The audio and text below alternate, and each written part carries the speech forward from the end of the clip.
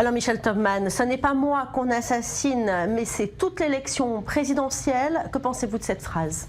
Alors écoutez, d'abord le mot assassinat est très fort parce que c'est un meurtre qui a été prémédité. C'est ça que ça veut dire l'assassinat. Le mot est excessif. Comme l'autre jour, François Fillon a parlé de guerre civile. Il y a effectivement des troubles, il y a évidemment des choses inadmissibles qui sont produites pour empêcher des gens d'aller au meeting de Marine Le Pen, ou aussi lui pour des manifestations contre lui. Mais bon, je pense qu'il faut raison garder. Est-ce qu'on peut parler d'assassinat politique ou de suicide politique ? Non pas de François Fillon, mais de la droite française. Et je pense que le suicide, il est intervenu au tout début de l'affaire. C'est-à-dire qu'il y a eu quelques heures, quelques jours d'hésitation. Il y a des gens à droite, comme Georges Fenech, comme d'autres députés, qui voulaient mettre en garde et qui ont dit qu'il faut changer de candidat maintenant. Peut-être qu'aujourd'hui, il est trop tard pour changer de candidat. Et de toute façon, le calcul de François Fillon, il est clair, il est de jouer la montre, de gagner 15 jours.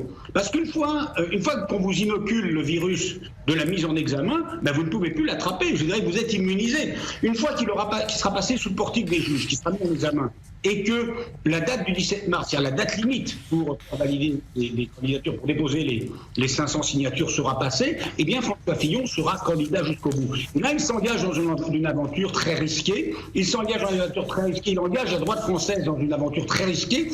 Peut-être n'ont-ils pas d'autre choix, car changer de candidat aujourd'hui, ça aurait aussi beaucoup d'inconvénients. Et il y a une chance infime de gagner, ça passe ou ça casse.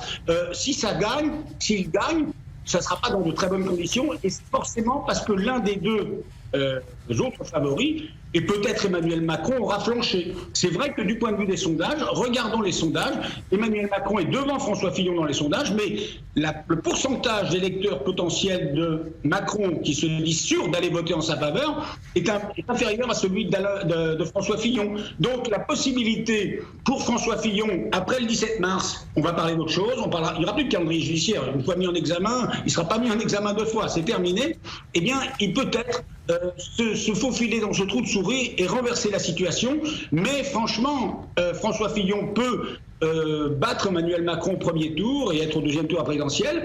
Il ne sera pas un très bon candidat pour le deuxième tour, notamment pour recueillir les électeurs des électeurs de gauche, non seulement à cause de son programme social qui ne leur plaît pas, mais aussi à cause de ces questions de moralité.